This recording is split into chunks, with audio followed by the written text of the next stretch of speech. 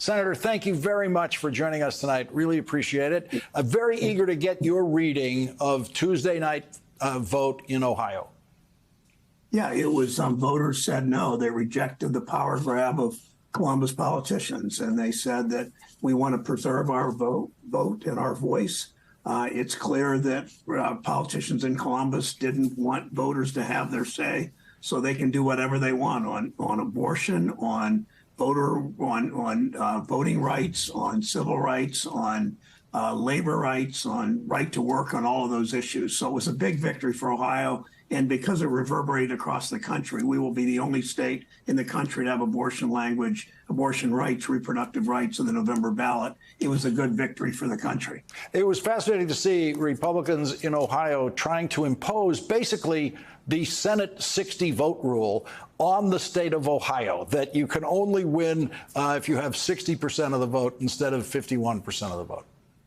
Yeah, they have tried to rig the system. I mean, they made voting harder, especially for young voters and black voters.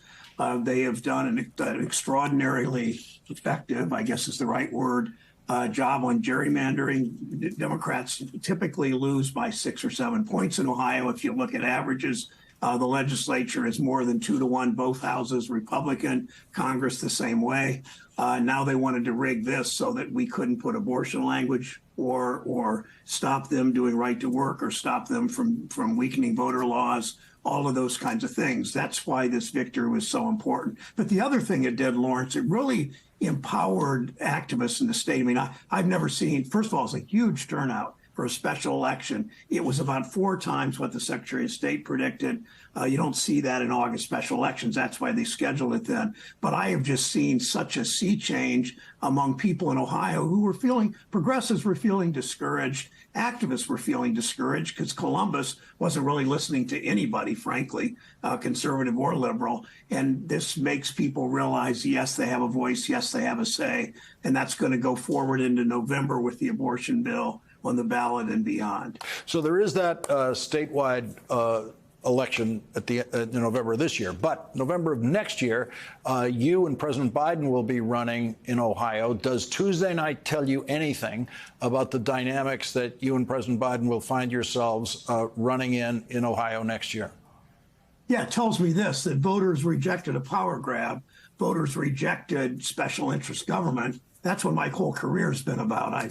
Whether it's fighting for the fentanyl bill, whether it's fighting for the PACT Act to extend health care to veterans, whether it's writing the bill and getting a bipartisan agreement on a bill through the Banking Housing Committee, which I chair, on holding Wall Street executives who run the crash banks into the ground, holding them accountable. So voters, I think, have voted for me in the past because I do stand up to those interest groups. That's what last Tuesday was about. That's why I ask people to come to SherrodBrown.com and join us for this race the next year.